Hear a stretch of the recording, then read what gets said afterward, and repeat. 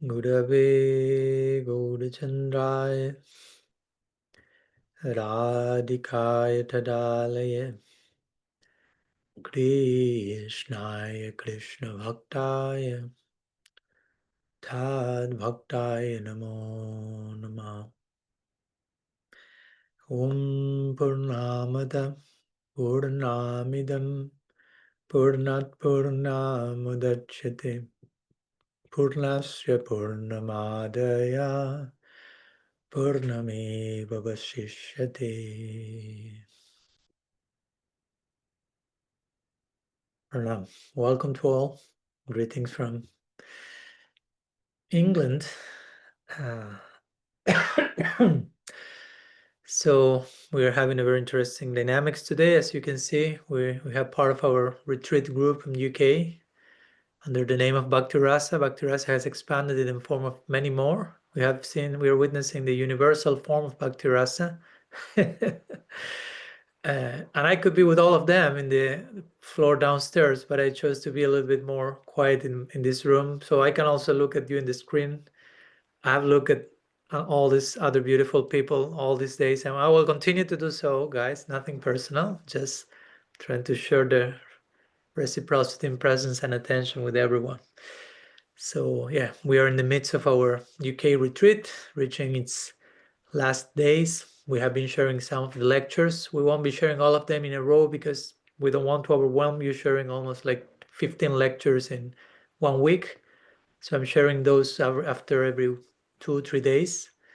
But yeah, we are having a very special time together. Lots of sharing, lots of epiphany, aha moments, aho moments. So very happy and very blessed to be with them, but to be with all of you today as well. Thank you so much for connecting to our weekly satsang, trying to bear witness to the unfolding of our journey in each one of us in the most radically personal way possible. So as you know, you are all more than invited to bring any offering you may have, any question, any sharing. And you can do so by raising your digital hand if you can. That will be the ideal way. And we will try to address whatever sharing, contributions, question, quest, explorations you may have, and trying to explore it all together today. So I'm seeing one hand raised from quote-unquote Bhakti Rasa, though I'm seeing a bunch of people over there. So who is the one? That's Jamuna raising her 2 hands, non-digital hands. So maybe we can, turn on the microphone. Let's see if we can hear Jamuna, or she has to be closer. We'll see. Can you hear me? Maybe you can get a little closer if possible. Okay. Sorry. Yeah. Do I look here? Yeah. Even talk a little louder if possible. Still, you're not that close. So yeah. In life, we go through so many different stages of responsibility, stages of growth. So, we all have our background of different samskaras, and some are positive and some are negative. And so as we grow, how to be a positive influence on helping others grow, how to reach across to others to help them grow in a positive way, how to grow into our boots in a healthy way in helping and bringing others up to their potential. An elder, so to speak, I'm not saying I'm an elder, but an elder, that type of mood. Does that make sense? Yeah, it does. Thank you. So can share some thoughts about that. Of course, I recall in terms of elderhood, what it means to be an elder, the importance of having elders in our tribe, in our village, in our tradition, our family. Elders are always very, very crucial figures. And as I try to make it clear at the end of Radical Personalism, there is a whole section in, I think it's the conclusion of the book, on elders. And as I like to also remind myself to begin with, that age doesn't make one an elder. The passing of years doesn't make one an elder. Even being in a particular religious movement for a certain number of years doesn't make you an elder necessarily. Because elderhood is not alderhood. No, it's just one letter, but it makes a whole difference. We can grow older, but growing elder, that's a different way. Growing wise, growing sage, learning from your experience. We all have experiences, but to become an experienced person means you are learning from your experiences in a way that keeps you always in a very humble, teachable space. And those who are real elders, to be honest, they don't consider themselves as such. In their inner core, their main identities, I'm a servant, I'm a student forever, like Srila Siddhar Maharaj, an elder par excellence, will say. Of course, they may take in that role, they may guide and help others in service, but again, the main identity is I'm a servant, I'm a student, I'm a learner perpetually.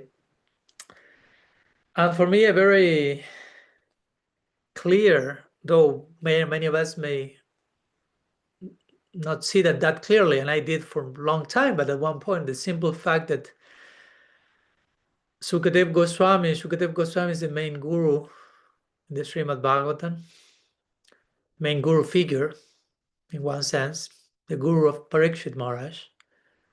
And he's not an elder in the usual way we tend to think about elders, right? He's a 16-year-old naked boy.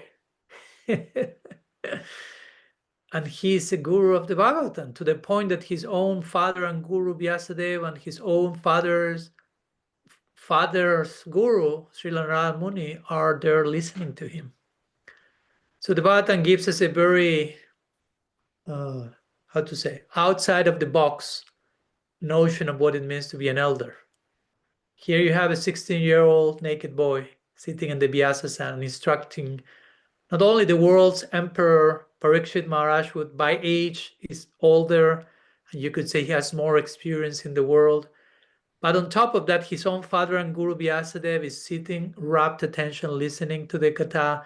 His own father's guru, Srila Narada Muni, is sitting in the front row, fastening his seat belts, because he knows here we are about to have something very, very intense, very deep. And that's the very interesting image of an elder that the Bhagavatam is given, very unexpected one. Just to, among other things, to send a message, don't take for granted that because you are old, you are an elder. Someone can be 15 years old and be an elder. Mystical Christians will consider Jesus a wise elder, and he was 33. And by contrast, many times we can, because someone might think, well, as you know, how many times we have heard this question, but he has been practicing Krishna consciousness for 50 years. But that doesn't warranty anything. Because if you have been practicing for 50 years for the wrong reasons, the more years that pass, the worse. Right? To give you an example, okay, I have been chanting for 50 years. I mean, I'm giving an example. I don't even have 50 years myself. But if I got accustomed to chant while watching movies, on year one, that was my standard, and that continued for 50 years. The more years pass through that quote-unquote chanting, the worse. So the more years I mention as a credential, if I'm not doing things from the right place and for the proper reasons, the worse in one sense. So I think that's very important. And I'm saying that to myself to begin with, because it's so easy to buy into the senior devoted trip, so to say. And you can, and as we were talking the other day, pride is so resourceful. Pride is very resourceful. You can be proud about anything, right? I don't know. I've started bhakti at one day and you came to the temple 2 weeks after, I'm senior than you for 2 weeks. You should look upon me because I'm 2 weeks elder. It's ridiculous, right? Of course, when the numbers get bigger, that becomes even more complicated, because now I've been practicing for 25 years. And not only that, I'm Swami Padmanabha. What do you think about that? Right? I'm kind of dramatizing, you know, how the secret's voice may try to come, right? Like, already you have been practicing for 25 years. Wow. Almost 10 years as a brahmachari, more than 15 years as a sannyasi. You have not broken the vows. Here you are. You are such an elder, such a senior. All that stuff can come. And it's ridiculous. It's absolutely contradictory to the essential spirit of what we are supposed to be doing here. So I'm saying all this in case you feel that I'm coming at any point with my credentials in front of you. Please humble me. Remind me, Maharaj, you are not your credentials. That's the very definition of bhakti. Sarva upadhi vinirmuktam. Get absolutely rid of all designations. I'm a senior devotee. That's a designation. You have to die to that. No. I'm a Prabhupada disciple. Great, all glories to that. But we shouldn't weaponize that as a credential to look for prestige, fame. I'm a disciple of such. I'm a disciple of such. Again, I have no problem with anyone being a disciple of anyone. It's fine. But how we are being a disciple of whomever. To begin with, those things should be very personal and private, right? So we shouldn't be yeah. Gopayet Guru Atmana. Hide your guru. Hide your discipleship. Keep it very private, very confidential. Elaborate your offerings in the depth of your heart. So those are the examples that we receive from our great teachers. Again, Bhagavatam's notion of elderhood is very counterintuitive. You don't think of a 15-year-old boy as an elder. And then you have other quote-unquote elders from the Bhagavatam, big guys, so to say, like Indra and Brahma, and doing lots of mistakes at times. Now, it doesn't mean that we do not respect them, but just to shake our notions, to invite us to deconstruct wrong ideas and not to fall into the trap of certainty, complacency. I'm elder. I'm Maharaj, I'm Guru, I'm practicing 2 decades, 3 decades, for whatever. Each one can bring their own cards, their own credentials. I'm doing this, I've given this donation, I've opened this number of temples, I published this number of books, I've learned this many melodies of Mahamantra for whatever. No. None of all of those things are perfectly fine as long as you are not boasting, you say? Boasting about that. Because if not, we are missing the point. We are missing the mark. Any of those things were there to create a persona for us, to make us more special than others, to make ourselves feel entitled. No? There is this word in English that is very interesting. We don't have that in Spanish, if I can think of, which is entitlement, right? We feel that we are superior by whatever. Because I'm a man, because I'm a woman, because I'm white, because I'm green, because I'm blue, because I'm saffron, because I'm... And we are missing again the core instruction of Mahaprabhu. Look at the grass and be humble. Now stop all the other stuff, right? So a real elder is someone who is who is never thinking about resorting to his or her credentials to make a living or to make a persona or to try to impress others, to try to impose yourself onto others, to try to push down others. What to speak of that? Unfortunately, sometimes that happens in any religious or social circle. Unfortunately, we sometimes use we are suffering from a superiority complex, and we end up discouraging other people discouraging people from exploring their potential, exploring their creativity, thinking critically, because we think we know best. Even if we know best, especially if you know best, knowing best gives you the maturity to explore how other people are thinking. Because if knowing best takes you to a place of overt certainty where you are absolutely sure that you know best than the other person who is younger than you, junior than you, that starts to, how to say, to show that you do not know best. So a true elder is willing to learn from others, is willing to empower others, is willing to be open to what other people's potential is, and try to, if that comes from a sincere place, from an honest place, to allow that to happen. Even if allowing that to happen may carry potential risks, like a parent with a child.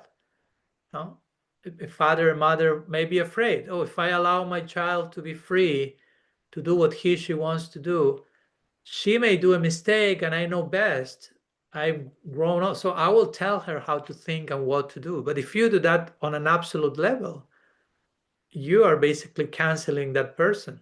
You are spoiling that person's growth. So at one point, you have to allow them to explore their potential. And that will be empowering for the children. Even if you as the father know, he doesn't know what he's doing, how he's thinking, how he's talking. He's 5 years old, 15 years old. I've gone through that. I know what's the real deal. So what you will do, right? You will live the other person's life.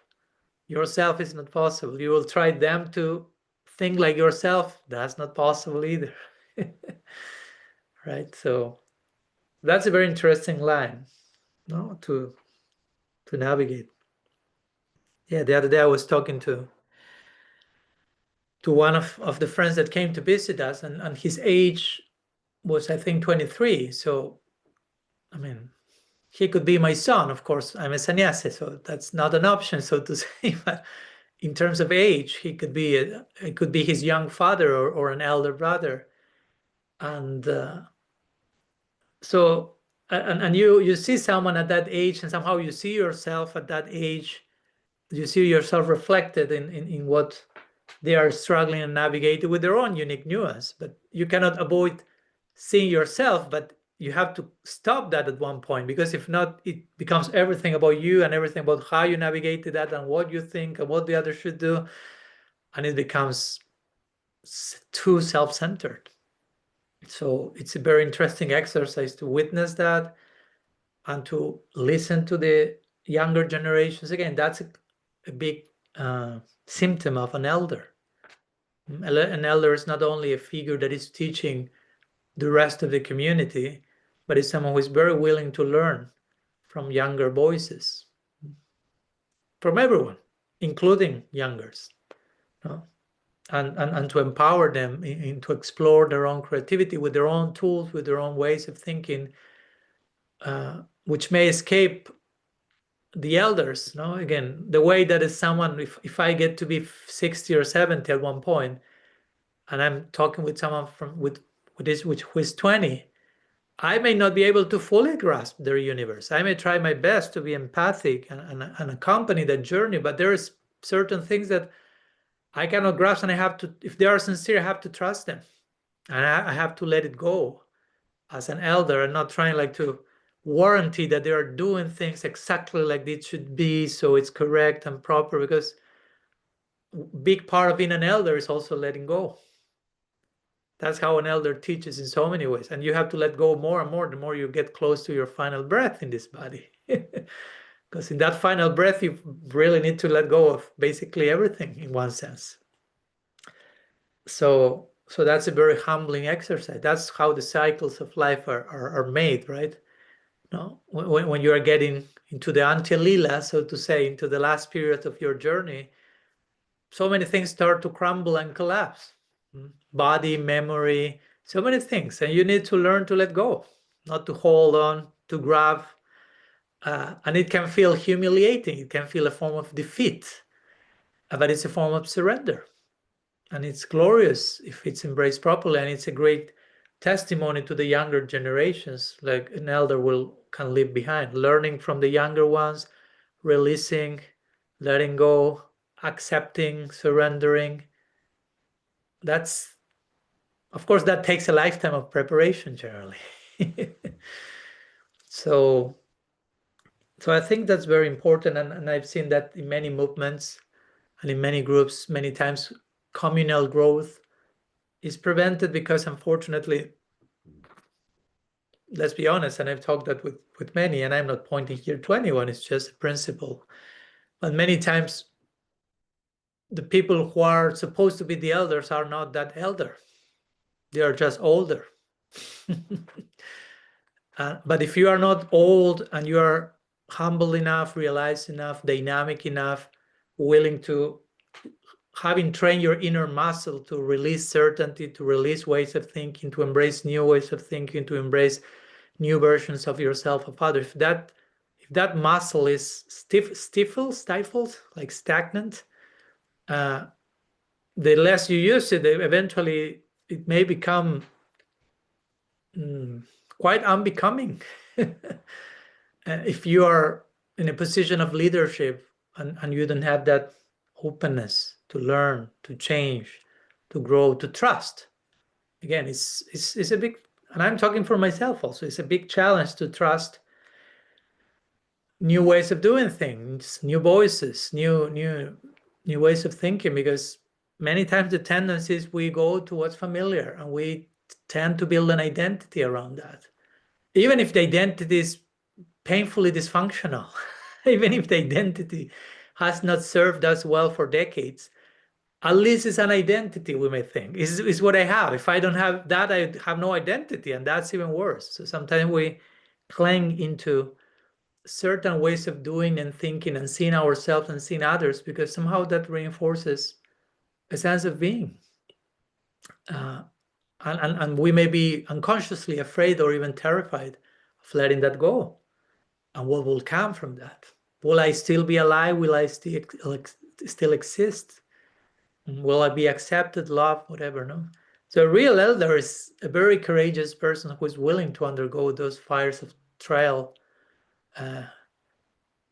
over and over again, many times, once, over and over. And that's how an elder teaches by example. So, yeah, I think it's very, very inspiring, very encouraging, and very challenging for all of us because somehow or other we are all, most of us, I will say, are elders are supposed to be elders to someone else. At least if you speak in terms of age, most of us are not 1 year old, 5 years old, 10 years old. So generally, in one way or another, we end up having people under our care, where there are sons, daughters, students, whatever. So there is a role to play in that sense. And it's important that each of us can ask ourselves sincerely, what's my role to play here and how I'm doing about that and what can I do to increase that? As I remember also mentioning in radical personalism, and I'll try to conclude with that because it can go forever. Also, an important role of an elder is that they have the capacity to hold themselves accountable and to acknowledge their mistakes. It's not that because now you're elder, nobody can hold you accountable, and you are expected to be perfect. So therefore, if you make a mistake, better not say it because you're an elder now.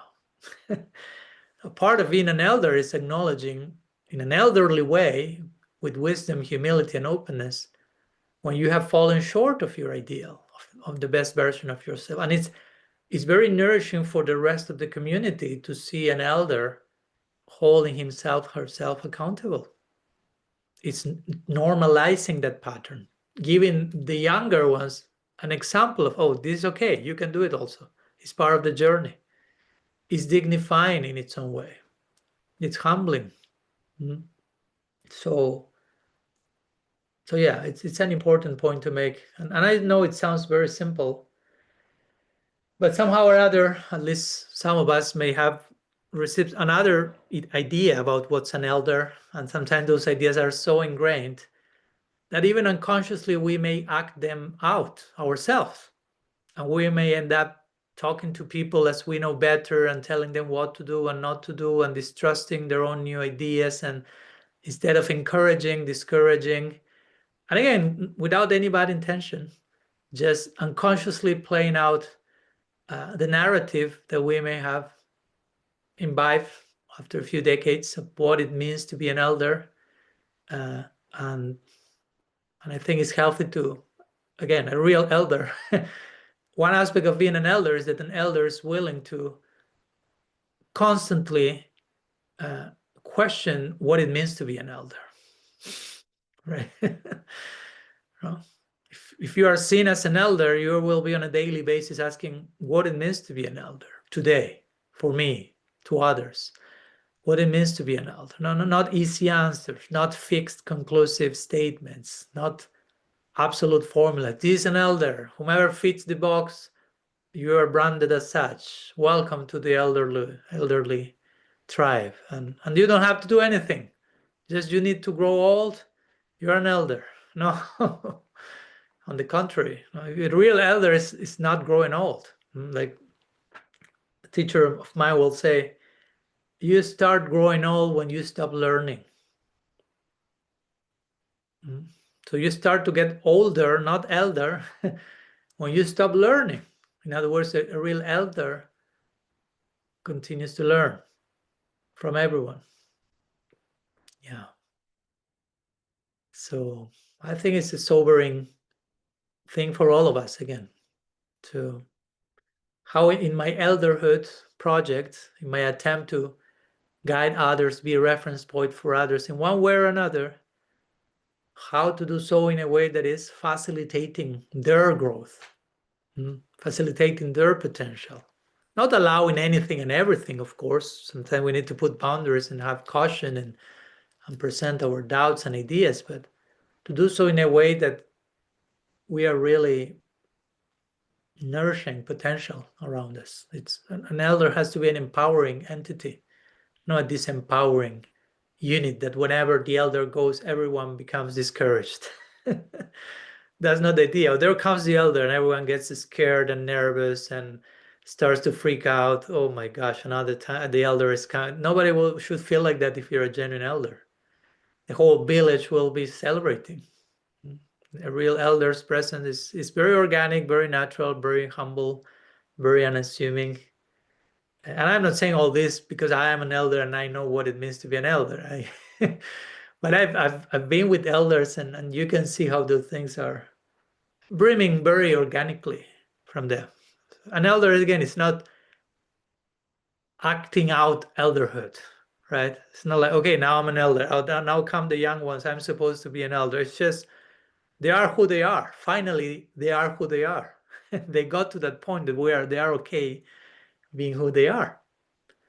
And that in itself is such a teaching. When you can witness someone being okay, being who they are, embracing their potential with honesty, integrity, humility, wisdom, gratitude, generosity, that's such a gift for all our faculties to witness. So I don't know, Jamuna, some ideas. I don't know if that helps. If you have any further reflections or thoughts or something you may like to add.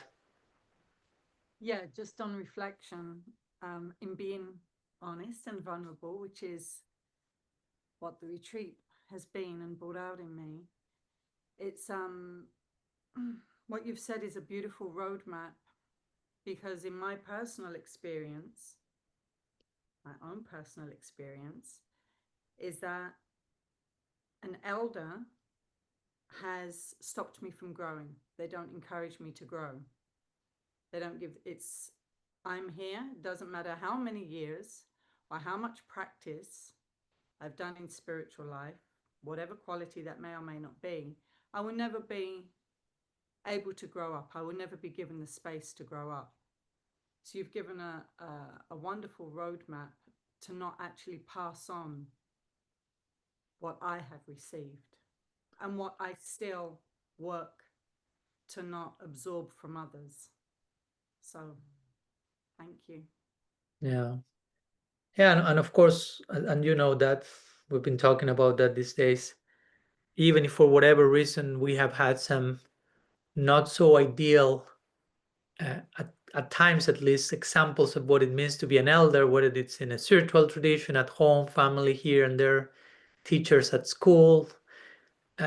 We should also see all that with compassion and understanding, right? So as to not repeat the cycle and understand, not to justify the unjustifiable, but just probably to know they are passing whatever they can pass according to the toolkit they have, and they may have their own lackings in their own experiences with some other elders. So trying to always invoke the bigger picture to the point that we end up on a note of compassion and understanding, not on hate, bitterness, resentfulness, cynicism, and we make the snowball even bigger and the problem even graver. So we can really start a healing project and break this vicious cycle and begin anew, so to say, in that sense. So yeah, thank you.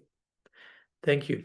So let's go to our breakout rooms, breakthrough rooms. Those who are there literally in 3D, which are like 15 or something, you will organize yourself in groups.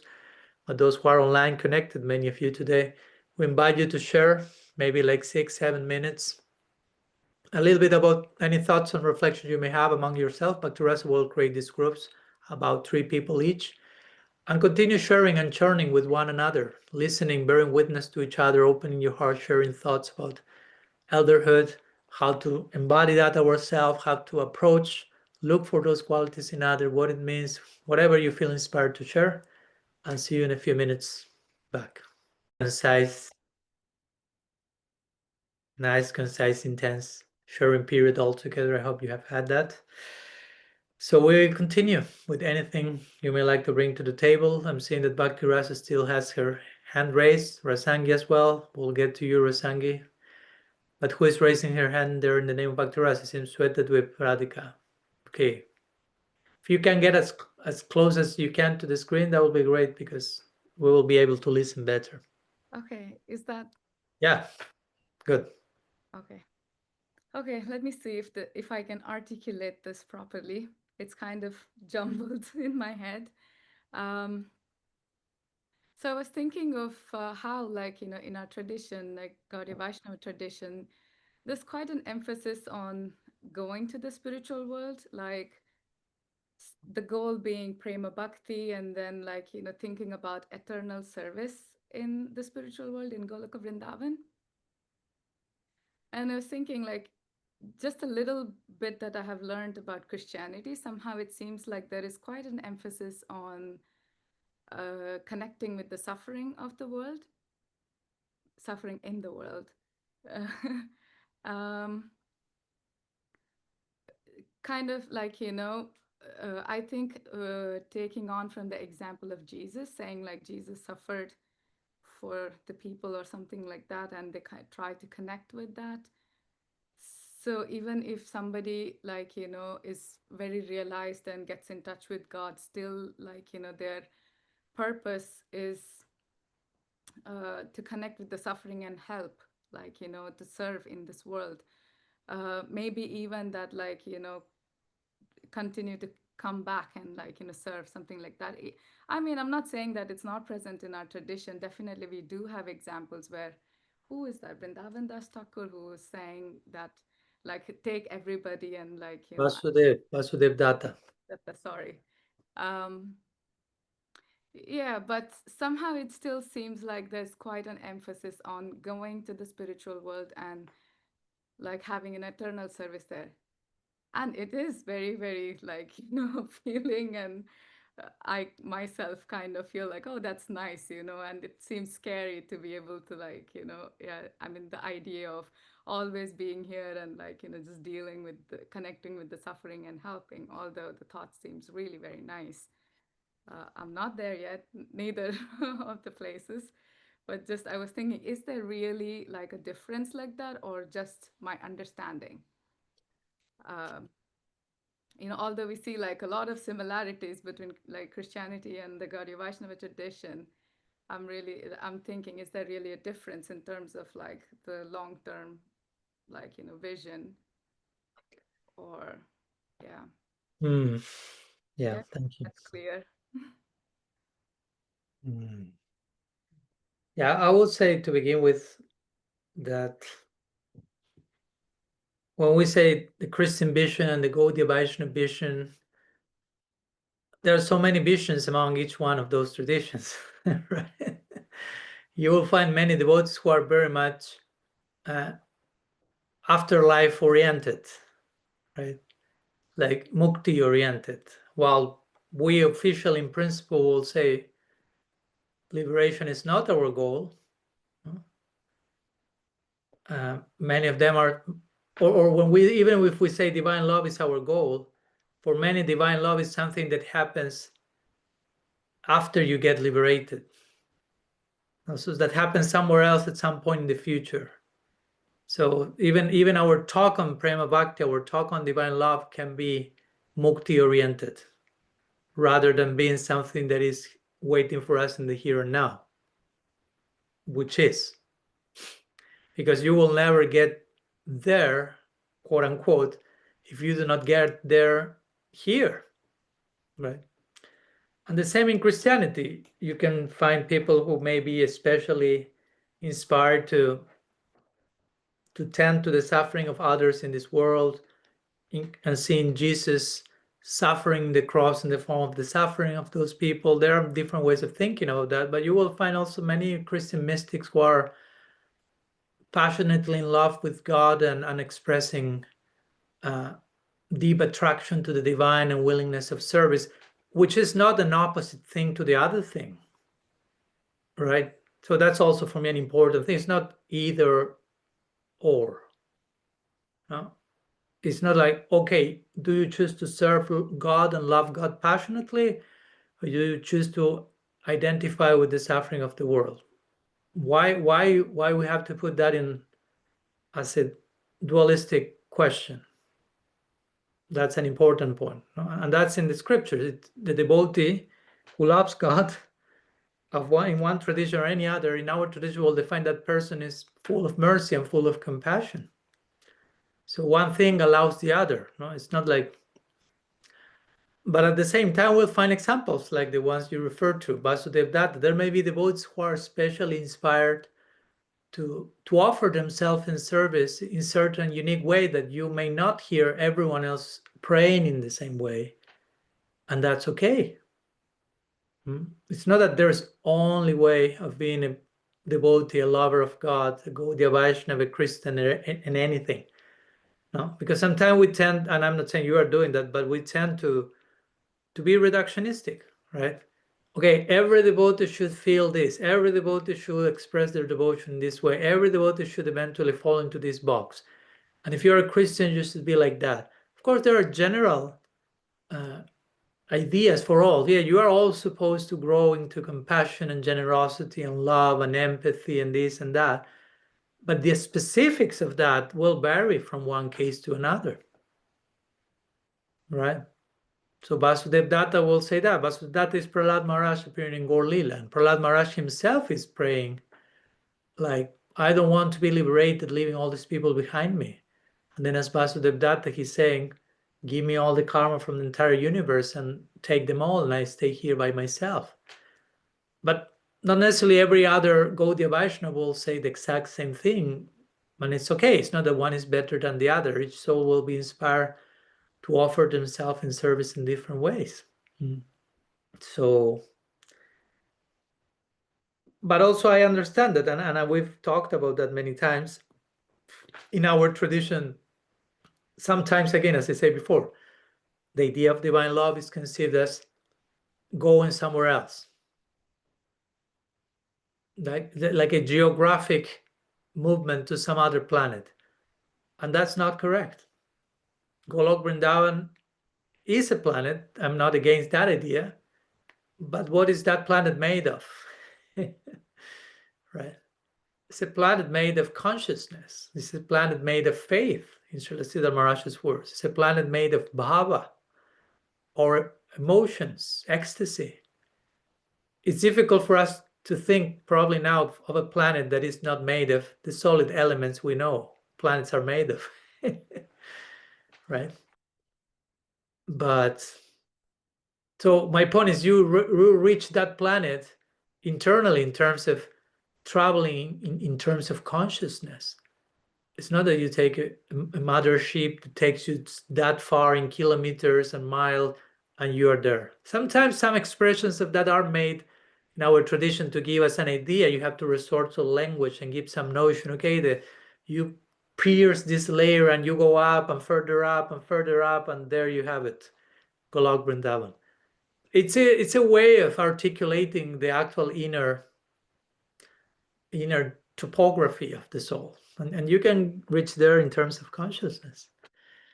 And as we say, someone who really is a lover of God, that person is already there, so you don't need to arrive anywhere else. And depending where you are, in which stage of development of love, as I say, sometimes you may be very much this will be a difference, I will say, between Christianity and Gaudiya Vaishnavism on some degree, which is, and I'm not saying this makes one tradition better than the other, so we develop some superiority complex, but in Gaudiya Vaishnavism there is a very clear depiction of the afterlife. There's a very detailed notion of what we are invited to do in eternity, which is not in Christianity, to be honest. And again, that's a tricky thing, because you could feel not quickly very superior because, oh, we know all these details. Krishna's Astakaliya Lila, Mahaprabhu's Astakaliya Lila, what do they do on the 8 parts of the day, which are their services that they are doing, offering to them, and we can offer, and this and that. And in Christianity in general, the whole idea of what's happening after this life is how to say, is covered in a hell of mystery, which I wouldn't say is that a bad thing.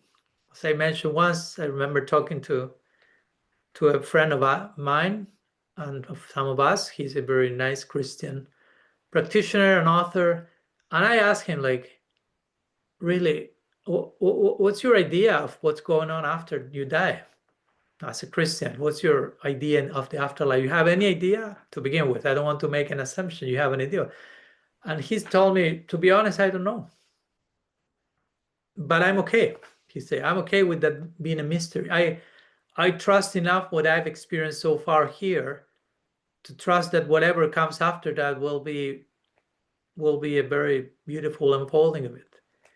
So while that may not be our particular tradition, I can appreciate their willingness to coexist with such a mystery. Because for most of us, what's going on after death, that's a big mystery. And that can be very unsettling if you don't know with certainty what's going on. So many times we grab onto these details information of the afterlife, so we don't have to deal with the uncertainty of what's happening after death. And I'm not saying those depictions are false. I'm just saying from which place we are embracing those depictions ourselves. As something that we are cherishing and longing for in the here and now, or as the perfect excuse of not to deal with uncertainty and the mystery of things. Because there's so much mystery. There's so much mystery, not what to speak of the afterlife. There's so much mystery right here, right now. In the very place and moment you are now, there are so many things that escape our control, our understanding. And many times we don't want to go there because it's unsettling. But to speak with all the bodily faculties start to collapse and you're invited to leave your body, that's pretty mysterious in one way. And it's okay. All right. So these are some thoughts. But again, I will personally say that as Gaudiya Vaishnavas, we should exercise compassion. This one last point I want to mention, which is that in other traditions, probably, again, connected to this idea of not having a very detailed depiction of the daily life of God and the emotional landscape of the divine in transcendence, suffering, we may identify with the suffering of people in this world, which is great, which is a great quality, empathy, compassion. I mean, we are not downplaying that, but we may also miss the mark that there are other forms of suffering. And I know that for some of us, some of this will be too much for us now. For example, the suffering that comes in love, in the union and separation of Radha and Krishna on a daily basis. There's so much suffering there. There are no conditioned souls there, but everyone is suffering so much in a very different way. And someone needs to tend to that suffering. In one sense, the suffering that comes out of pure love, and I, again, try to follow my line of thought, hopefully I'm making myself clear enough, that suffering requires even more tending in one sense. I don't want to downplay the suffering of this world, because we are also suffering. It's not that we are free from that. Others are suffering, and there's a huge, necessary, beautiful place to be there for the other, with empathy, with compassion, with affection, grieving together, accompanying each other in the journey. So much beauty in all that. But we should be very careful not to over absolutize that suffering as the only way of service. Again, in Christianity, generally, service to God is expressed through service to other people, and many times, especially through service to those who are in need and those who are in suffering. In Gaudiya Vaishnavism, sometimes because of there being a more detailed idea of who God is and the daily life of God and what's in the afterlife, the notion of serving God ideally includes tending to people suffering in the world, but also extends to tending to God's own suffering, other suffering in connection to divine love. And again, I'm not saying there are no Christians exploring those depths as well. So these are different forms of suffering. Some thoughts that are coming. I don't know, Sweta Bradika. What do you think so far? Come close to the screen again. Maybe there's something you would like to add. Yeah, I mean, I really like everything you said. And yeah, one thing I was thinking about the mystery bit, it's I mean, yeah, they don't know what is there after life. And in our tradition, it's given. And there is this risk of understanding all of that with our limited senses based on what we know now. So in a way, misunderstanding, even though all of that is given. And like, it's anyway mystery, like, our life, we don't know what's going to happen next minute. So yeah, I appreciate that. And also, yeah, it does make sense, like, why there's different kind of suffering that's coming out of love and all that in the spiritual world. And then I thought, okay, this now leaves me with the question, not me in general, me alone, but maybe a general question. Why is there suffering? Like, there's a deeper purpose to that, which may be a topic for a full class in itself. So yeah, I'm not asking you this question. No, I'm just saying, just leaving with the question. Yeah. Well, the question is, why shouldn't there be suffering? Yeah. Because if we ask why is there suffering, it kind of has the assumption that suffering is something bad. Yeah. Suffering is something that ideally should not exist at certain point in certain place. So in that sense, that misses the whole point of of the necessary role of suffering, always, everywhere.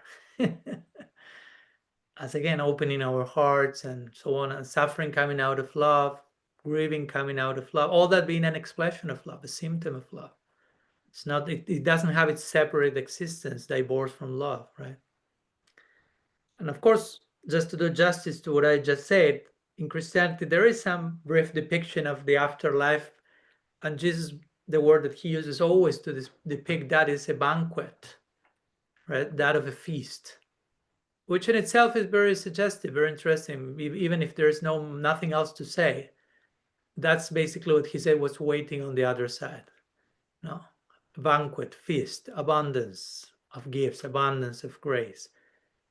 But again, I think it's a healthy way of living some dose of uncertainty that will be discovered only when we get there. So that creates the necessary impetus to get there. No? Like many times, even some devotees, as we know, asked Srila Prabhupada like two detailed questions about the dynamics of the spiritual world, right? Like, do people go to the toilet in Golok Vrindavan? They will ask questions like that to him. Funny, right? And he will say, why don't you go there and find it for yourself? That will be his answer. Like, go get there and then you will know. In other words, even if I tell you, yes, there is toilets, no, there are no toilets, what difference does it make? From which place is the question coming? Right? So at one point, all that information, even if there will be a verse, which I don't think there is, about toilets in the spiritual world, what do you do with that information? I mean, because if you don't do anything, it's just information. There has to be transformation. So we need to, again, get into the spiritual world. Is a movement in consciousness, and we get there eventually, internally. And when you are there, you know what it is, what is what. And even if some things remain a mystery, there were always so many things that will remain a mystery. Even if you are officially an inhabitant of Golok Vrindavan, still there is so much mystery to it.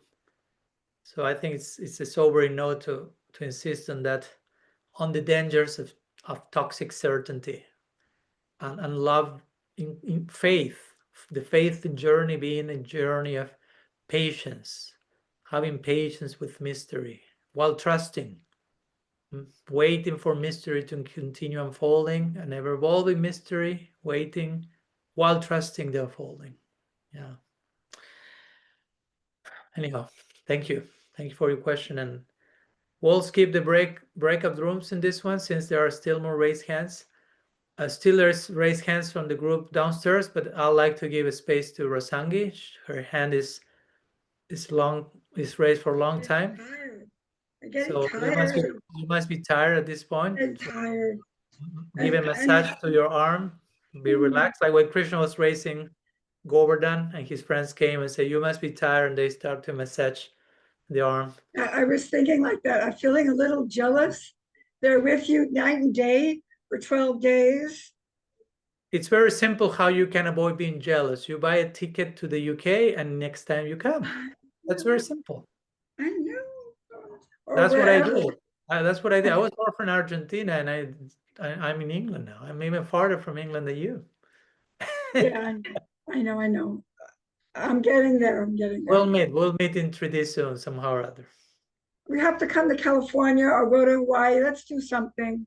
Anyway, I just wanted to give you some reflections. I don't have a lot of people here to give reflections to on these things. And so I wanted to, like, I'm stuck on chapter 2. What are you talking? What book you have in your hand? Okay. I didn't see. Sorry. This is what I'm absorbed in now. And I'm fixated on chapter 2, Maharaj. And Can God be updated? I was asking myself, what are the implications of this? What's the real importance of understanding that God is changeable, that he is love and not loving, and that the nature of love? And what I've been realizing is that as I dive in and enter into these very, really profound concepts and points and qualities of the sweet absolute that you're talking about, what it is like an opportunity to get to know him. And you know, there's a song, an old song, to know him is to love him. Well, that's an old song from when I was young. And I'm getting the point that he's pleased when we want to know him. And you're giving us an opportunity in this book to really get to know him so much better. And I'm so appreciative. You have no idea.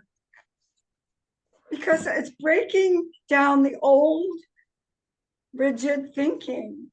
Like even what you were saying about one of the reasons that God is changeable is because he is love and he's not loving.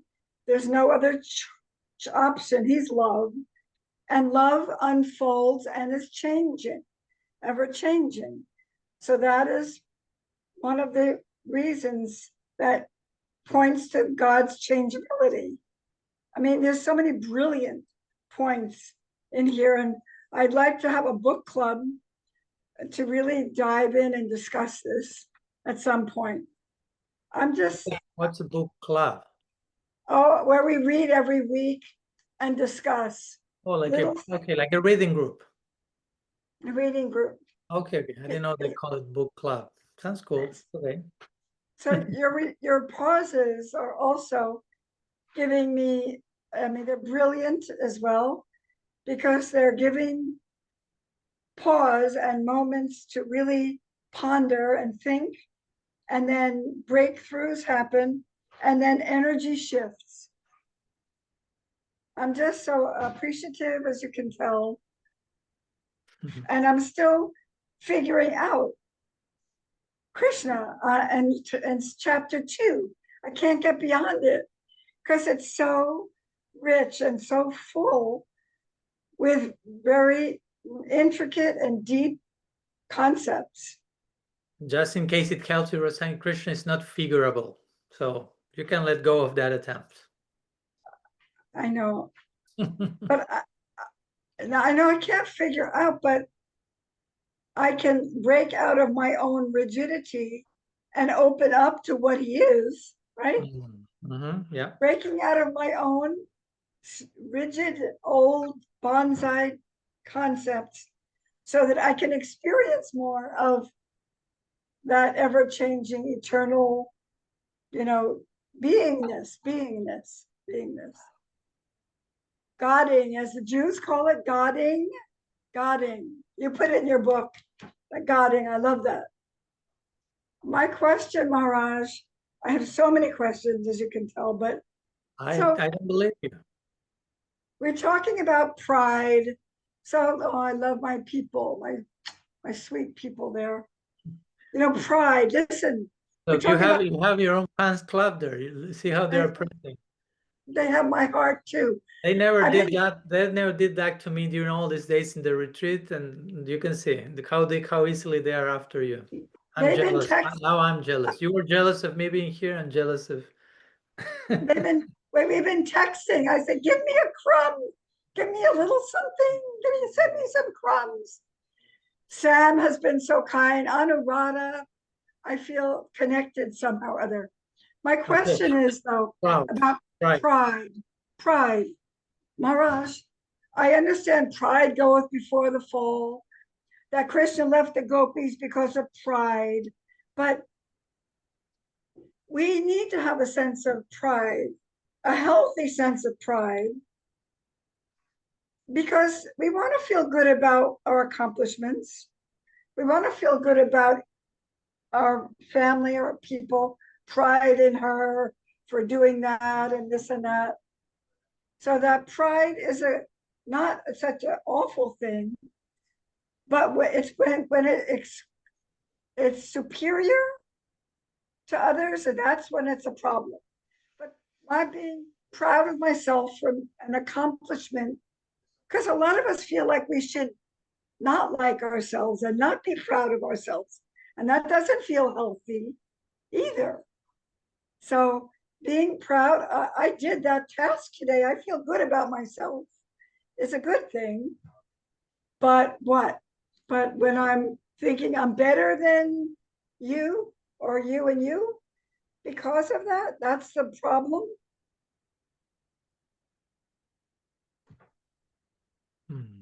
Yeah. Yeah. And the gopis, not because they felt they were so happy, they're chosen by Krishna, they feel so loved, they feel great. But it's why? Because they felt better than everybody else, that Krishna didn't like that. Yeah, I like to, thank you. Yeah, with the gopis, of course, different ways of explaining that, because we are talking about very high beings here. Gopis are not ordinary. They are in Rasa Lila with Krishna. You cannot get there casually. So one way that is the main point for me that is trying to be made in that section is that they kind of took the whole experience for granted in one level, like they felt, and not like a mistake, like that's wrong, just a teaching for us mostly. Like they're articulating that you are dancing, celebrating with Krishna, and at one point you think, okay, we got him, we understand him, we are here. Some form of certainty, again, going back to certainty. And Krishna says, I'm out of here. This starts to feel boring. Too much certainty, too much taken for granted things is boring. It's not awesome, it's not wonderful, it's not exciting, surprising, unpredictable. It starts to feel suffocating. Krishna says, I need to run away from here to add some new dynamics and take the Rasa Lila to another level. And somehow this is connected with the idea of arrogance, or you said pride. Again, these are words. But for example, in our tradition, we have this word pratishta. Now, we have talked about that in the past. Pratishta, sometimes it's translated as the desire for position, fame, a name, with maybe tied to the idea of pride. I just briefly mentioned something in this connection, because actually pratishta means pratishta. Shta means fixed, something fixed, like nishta, pratishta. And prati means at every moment. So pratishta means to expect things to be fixed and be in a certain way at every moment. That's pratishta. Like attachment to predictability, attachment to certainty. Sometimes it's translated as wanting fame and name, and it's also part of that, wanting fame and name, because that gives you some stability and sense of identity and security. But again, behind the wanting name and fame is this, trying to validate yourself by position and name and fame, which gives you a certain sense of security and stability. Well, while love is about breaking all those boxes. So that in connection to certainty, taking things for granted, gopis, rasa lila. But regards to your main question, I will say feeling proud by attainments and things you may have done. I can understand how the word pride and many other words, by the way, in the glossary or in the Gaudiya Vaishnava community have been deeply stigmatized, demonized, weaponized.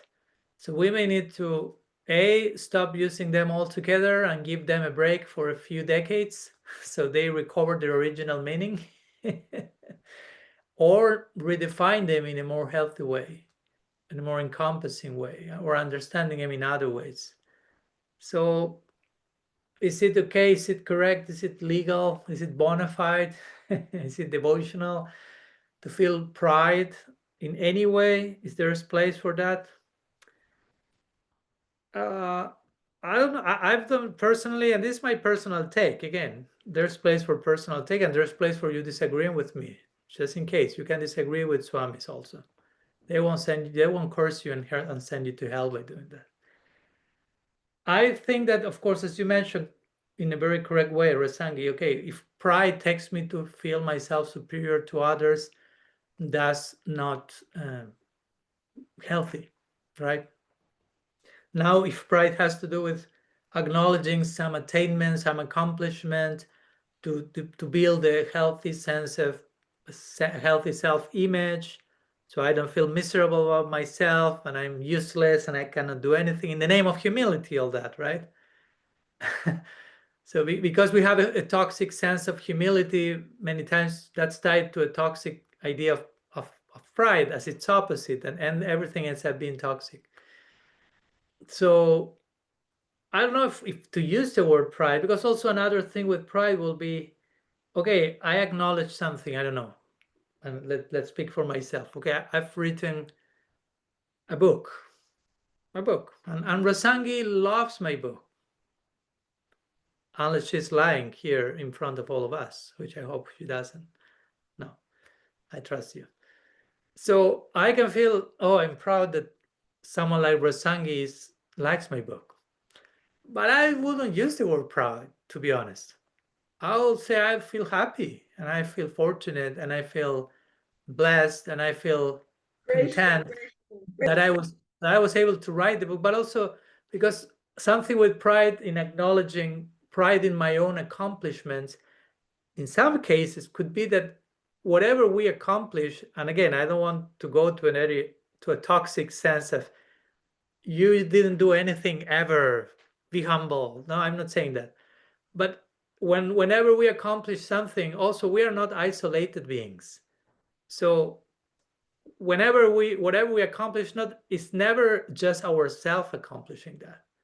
So if pride takes me to take all the credit for myself, even if I'm not putting anyone else down, but I may be putting myself too much up. And like Krishna says in the Gita, in every action there are so many factors operating at the same time. God's grace, well-wishers in my life, people influencing me. So, okay, I've written my book, but so many people inspired and nourished my journey. And because of that, I'm writing my book. I have something to say. I have some inspiration to share with others. I have the strength and the I don't know, whatever it may be, the willingness to go through the hard process of writing a book, which is a whole labor pain in itself, so to say. And I'm doing my part, of course. I have to do my part. Nobody else can do that. That's why my name is in the book as the author. But I've always struggled, and I say that many times. And I try to clarify that in the acknowledgement section. Thank God there's something called acknowledgement section in a book, which is, I'm basically, for me, the acknowledgement section is like a way of saying, actually, I'm not the author of the book, only myself. Somehow I had to put my name in the cover, but there's all these people, long list, all the circumstances, even not even people, but life situations, and that have been instrumental in that. So my point is, bringing all that into the picture, I personally don't feel like being proud in my accomplishment, like something only I did. So because if that's the case, that will be a problem, because we are isolating ourselves. It's a self-alienation process, pride. I did it. There's nobody else that can take credit for this one. I did it. The whole thing is, why do you even need to take it that way, right? And probably many times it's paradoxical, but many times we embrace that form of pride because we are very insecure in ourselves. So we need to take all the credit possible. So somehow we are someone. We did something. We develop a sense of identity that is all about us. Because if that wouldn't be the case, if I have to share the credit with others, I start to feel insecure about myself. I start to feel that I'm not so much. So, but if we have a healthy self-image, I don't need to be the sole protagonist of any act, just myself. I'm okay understanding everything is co-creation. In everything, there is an inspiration coming from so many sources. So in that sense, I personally, and again, I don't mean to say you shouldn't use the word pride either, but for me personally, yeah, I don't feel the need to say it. I'm proud of that. No. Again, and I'm not saying you cannot say that. Sometimes I heard about saying I'm humbly proud. Actually, I say that sometimes, but mostly in relation to other people. Like, I don't know, if I see someone I love and they are growing and blossoming and being a very beautiful example to us, like, I'm humbly proud of who you are becoming, so to say. So it may be a different way of using the word pride. So again, it's a word, only it's a word. It's just a few letters put together, Pride. So So what's behind that? That's for me the real thing, right? Yeah.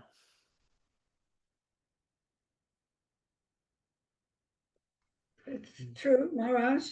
And the idea is that we are co-creating, but that's also exciting, to be able to be gifted the ability to co-create things is very exhilarating. There's wonderful energy there. Yeah. But you're saying that. But again, you say the ability of being gifted. So gifted entails a gift. And many times that gift is being bestowed upon us. Not again to feel bad about ourselves, but just to be deeply humbled of who we happen to be. Because at the end of the day, let's be honest, as much as we do things and we attain things, we are not our own creation. So I am what I am, which happens to be something wonderful. And that's not me saying that. That's Bhagavad Gita 229, just in case. Don't burn me at the stake. No? Oh, And that's only me. It's each one of you. Krishna says you are wonderful, wonderful, wonderful. But I have not crafted that wonderfulness. I just happen to be wonderful. Which is not like a casual thing. I happen to be wonderful. It's what it is, and it's great and beautiful, and we should explore that. But we shouldn't become proud of that, right? I can't be proud of me being amazing as a soul, because I did not create that. And actually, I lived a long time very much unaware of that what I am. So all the more, I don't have any reasons to be proud. But I have all reasons to be humbled. But again, understanding that humility is not a degrading thing. So sometimes also we may, and I'm not saying that's your case, but sometimes I see people trying to emphasize pride, but many times because they have not found a dignifying definition of humility. The only idea of humility they found is degrading, not very uplifting. So I can understand if that's the case. I don't want to be humble, because humble means to be low, to be worse than everyone else, to feel miserable about myself. Let's cultivate pride somehow. But there is a very healthy side to humility, right? And it's very humbling, and it's beautiful. And as we were talking these days, Krishna himself leads the way in terms of humility. He has so many reasons to be proud, right? About who he is, but he's not. He feels indebted by this very smallest gesture of love from his devotee. He feels so empathic with the suffering of every living being. He feels grateful in advance for the service that we have not yet offered to him. There are all these beautiful statements in scripture. So he's not feeling proud. He's not saying, I'm such a great guy. I'm the all attractive, by the way, guys. I don't know if you have heard that. My name is Krishna, so to say. And I have accomplished this or that. Again, when we hear that someone like Mahaprabhu is like, wow, we could say that's Krishna 2.0, the final, the ultimate version of the divine. And he's very humbly saying, I have no love. But he's full of it. So there's this paradoxical humility. Of course, then on another, again, there's so much to say, but on another dimension, you have Sri Radha expressing man, which is this loving peak you say in English, right? Which includes a form of pride. But it's a pride that she enters into that mood because she knows that gives Krishna's pleasure. So it's not pride about herself, but just resorting to pride as a means to create pleasure in her beloved. So it's a very different way of speaking about pride, right? Of playing stubborn and being in denial, not being open easily to Krishna, playing it difficult, but all that because she knows this gives Krishna so much pleasure. Mm-hmm. But yeah, I agree that there is a place in a healthy way to be, let's say, to be able to acknowledge in a healthy way things that have come to your life and that you have played a part in that role. Again, it's not to the point of you have done everything yourself. No, you needed help. You didn't need help from anyone. It's all your credit, 108%. That's too much. But also it's not 0%, right? No, you didn't do anything. Krishna is doing everything. We are just whatever. Now, sometimes we go into this predeterministic pattern where you no longer have free will, basically. And that's another extreme, another side of the same toxic coin. So trying to find the middle point. I have a role to play. I have free will. I can make my contribution. I have energy, qualities, gifts to offer, and only I can actualize them. But even if I do that in a beautiful way, still there are so many other elements at play that I have to recognize and give due credit to. So everything is an ongoing process of co-creation, which is, again, it's humbling, it's beautiful, it's relational, it's collaborative, it's family working together, it's always teamwork. It's not me on the top of the mountain doing the whole thing myself in a bubble, isolated, alienated. That's a problem. So whether you want to use the word pride or any other thing, that's secondary for me. As long as we're, doing it from the right place. Yeah. Okay. Let's go to one more breakthrough room. And if there is one more question, maybe we have space for that after, and we may do one last before we conclude. Breakthrough, breakout rooms for a few minutes, again, 6 minutes, sharing some thoughts about this notion of pride, these different ways of expressing and acknowledging and whatever comes to our lives. Continue churning the ocean, please. Okay. Welcome back again.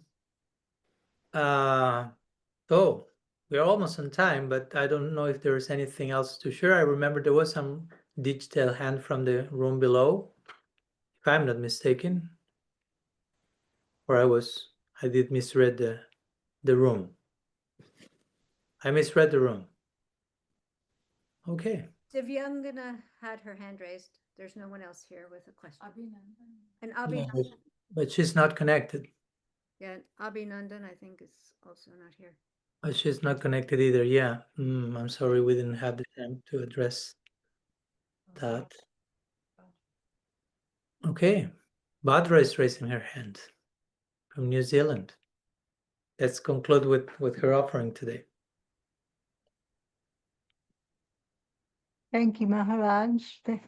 I just thought I'd raise my hand since I just thought I'd be an opportunist and raise my hand since no one else was.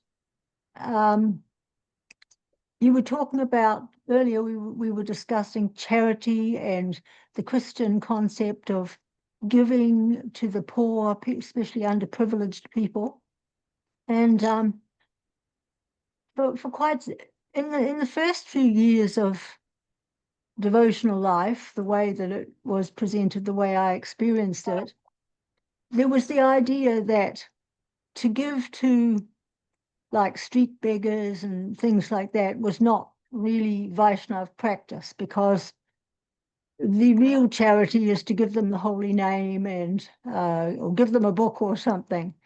And but in recent years, I've felt compassion for when I see people, and we see them in New Zealand, people sitting on the side of the road with a little sign saying, "I'm hungry," or,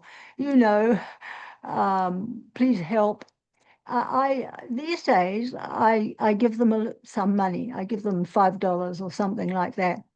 And I usually say to them, I don't know whether this is conditional or what, but I usually say to them, please do not buy drugs or cigarettes, but please spend it on food. And they usually look at me with such gratitude and promise that they'll only buy food, but whatever, once it's theirs, they can do what they like with it, I guess. But I was mentioning this to a devotee, a sadhaka of many years. In fact, I've known this person since day one in aspiring bhakti. And he said, "Oh, that's charity in the mode of ignorance."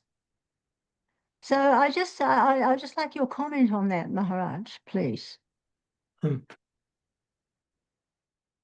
It's interesting because I was thinking about when you started speaking about charity, and I addressed that in my fourth book, which is of course not published, but I've been writing it, and we're talking. The whole main theme of the book is unconditional love, right?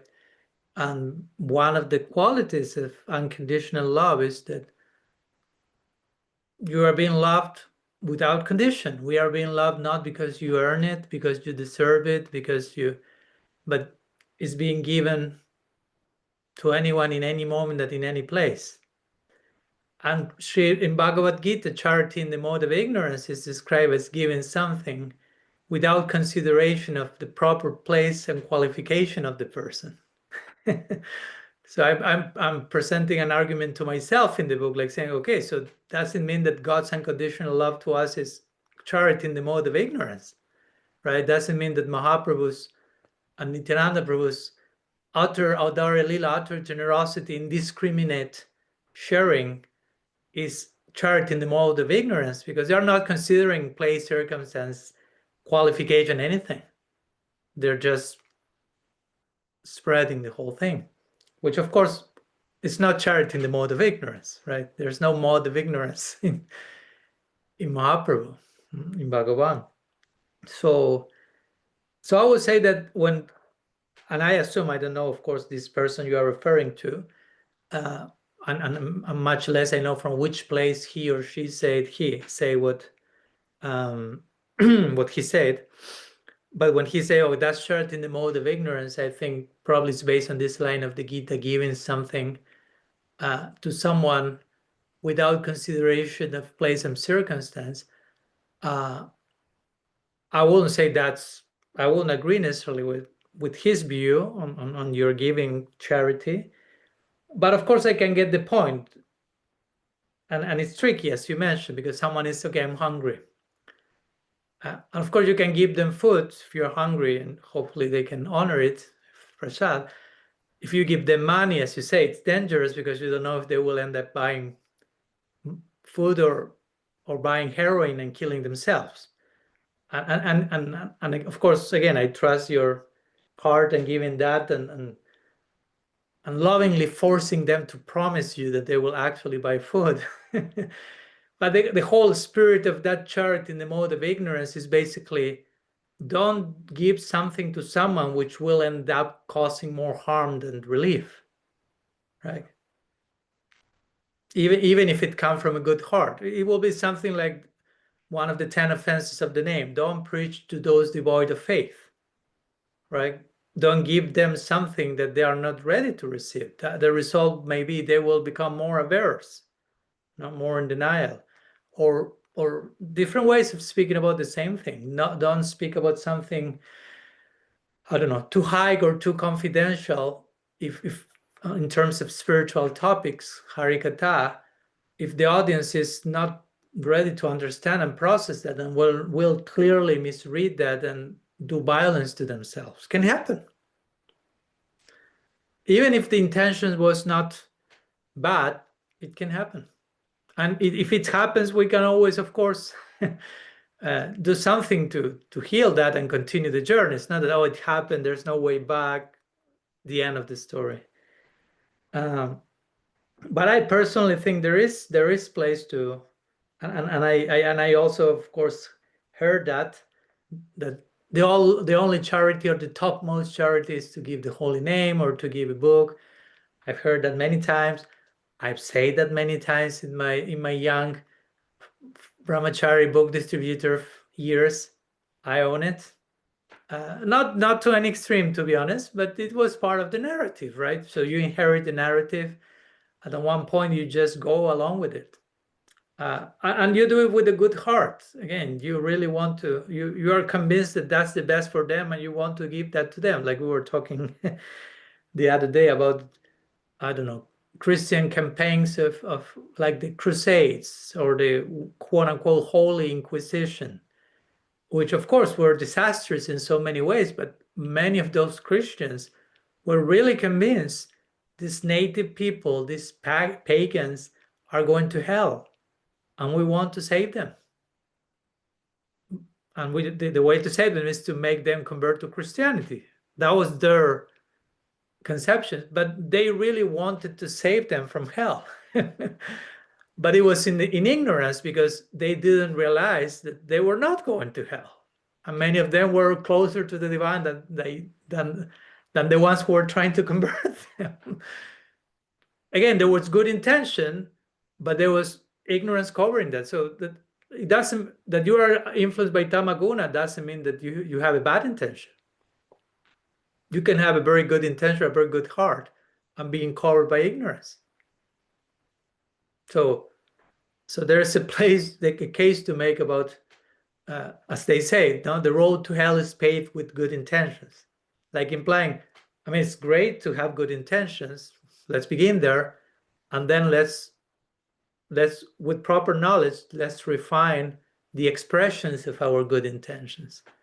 So, but again, it's interesting, because sometimes we say, okay, charity in ignorance means giving something to someone without knowing the particularities of time, place, circumstance, and qualification. But on the other side, someone will say, so that's in mode of ignorance. Real charity is to give a book to everyone. But not everyone is ready to receive a book. So if you push on that just give the book, just make them chant the mantra, that may be charity in the mode of ignorance. Because you are not considering what's the situation of that person, especially if someone is in the street saying, I'm hungry. And you would like them so badly to study Bhagavatam, but they are starving first. So being sensitive to time, place, and circumstances, and because you want so badly for them to enjoy Bhagavatam, first I will give them a very nice sandwich. So they stop starving, and then we can talk about some other things. And again, at the same time, also, of course, this is another point. Helping someone even by giving some food, it shouldn't be with the expectation, I only do this so I can finally speak the Bhagavatam to you. No, by giving you a sandwich, it's just a bridge. Actually, I don't care about that. I only want you to read the Bhagavatam. If you are not willing to read the Bhagavatam, I stop giving you sandwiches. That shouldn't be the case either, right? Because behind all of this, and I'm trying to own it myself, certain stage of my journey, yeah, as a preacher, which is a word I no longer like to use to define myself. When people tell me you're a preacher, it's like, no, I'm not a preacher. I don't like to identify myself as such. But at one point, that was my worldview. And I was out there in the streets trying to save the world, while I was far from being saved myself. And I was with this idea of, okay, you know all this, right? If they just touch the book and give the book or something, they're on their way. And I would like everyone to know Bhagavad Gita. And I really, it was with good intention. But it was not refined enough, because looking back now, I was okay, there was lots of insecurity still in me. And what do I mean by this? I wanted everyone to be doing what I was doing. Let everyone chant the Mahamantra, let everyone study Bhagavatam. I need that to happen so they somehow validate what I'm doing myself. Because if I remain being just a part of a religious minority, probably I'm still not so sure if I'm doing the right thing. Again, all this unconsciously, but some degree of that maybe was there. And in time, hopefully you grow to be okay with, I'm choosing this tradition, I'm happy, and I'm choosing for these reasons, and I don't need to convert anyone to take over the world. I don't need any of that to happen. And I can show compassion and love to anyone, even without giving a book, even without making them say Krishna, right? Tricking them into saying Krishna or whatever, giving a donation. At the end of the day, at least for me in this stage of my journey, and I'm not saying it's any final stage or anything like that, but I'm pretty convinced that, and I'm open to change my mind, but that's where I am now, that the best thing you can give someone, whatever the form it takes, it's a sandwich, it's a book, it's Maha Mantras, but you have to give them an experience of unconditional love. An experience, because that's what everyone is looking for, ultimately, what everyone needs, what everyone, including us. That's what we are needing, and what many times we are lacking. As we're sharing today a quote from Henry Nouwen, he said, what's suffering?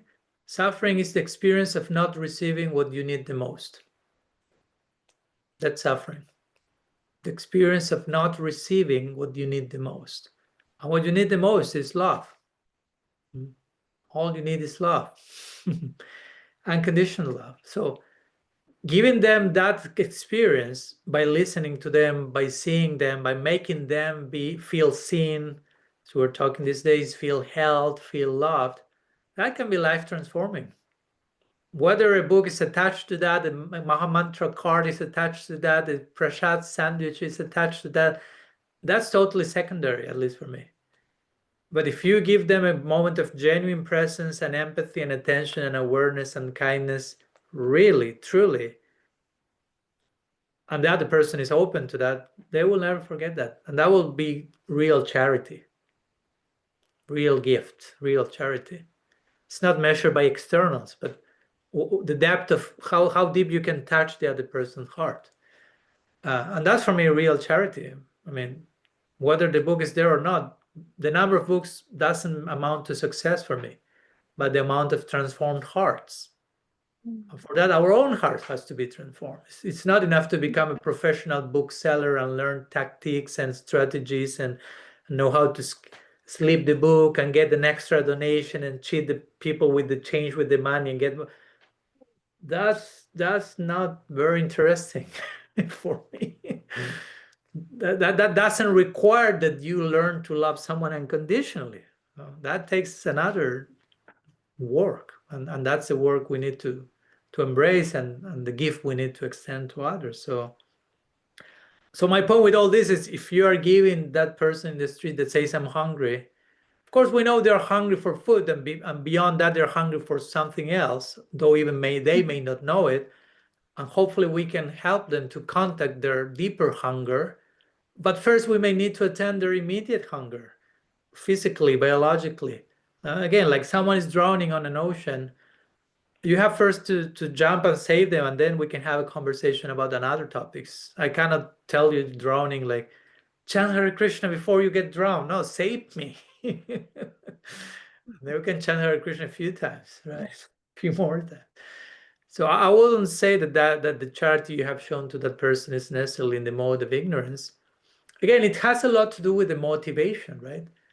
Because maybe many times we may give charity to someone, and I'm not saying, again, this is your case, of course, but we can give charity to someone and feel superior, to just perpetrate a superiority complex, like, I'm helping you, you depend on me, I'm giving charity, you are receiving charity from me. So you are reinforcing these two parties, two sides, instead of we are all one.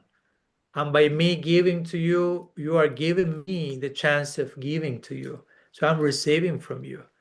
But many times in giving charity, we can be perpetrating, going back to pride, right? This sense of separate accomplishment and doership. I'm helping all these people so much. I'm such a good person. They depend on me. What will they do in their life if it were not for me feeding them on the daily basis? So those things can happen. And externally, it's officially charity. But what's going on inside? How much I am making an effort to give? Because again, let's say I'm multimillionaire and I'm walking and I give someone $100, and for them it's like, wow, this is a month's salary for me. But for me, it's nothing. And I'm not condemning that, but my point is, that's not the all in all in terms of charity. Ultimately, charity has to take you to the edges of your capacities to love unconditionally. It may begin with a sandwich. It's totally fine. It may begin with a blanket. So many things that may be required, but from which place that's coming. Not just to feel I'm checking the boxes, I'm a good boy, I'm a good girl. Nobody can tell me anything. I'm giving the sandwich and the blankets. I'm nice. Don't invite me to love unconditionally. I'm giving my blanket. It's great. We have to begin somewhere. For some, even giving a blanket is the first step in unconditional love. But we have to, we should be careful not to stop and not become complacent again, fall into a place of toxic certainty in the name of charity. So it's all about what's going on in the inner landscape, from which place I'm doing that, what's the fruit of that. Yeah. I don't know if that helps. It helped me. Very much, Maharaj. Thank you. Beautiful answer. Thank you. Thank you for the question. It has helped me, so thank you. Okay, before putting our discussion to rest till next week, let's go one more time. Last time, a few more minutes sharing breakthrough rooms, notions of charity, different ways of helping, extending unconditional love and whatnot. So see you back in 6 minutes or so for our final farewell.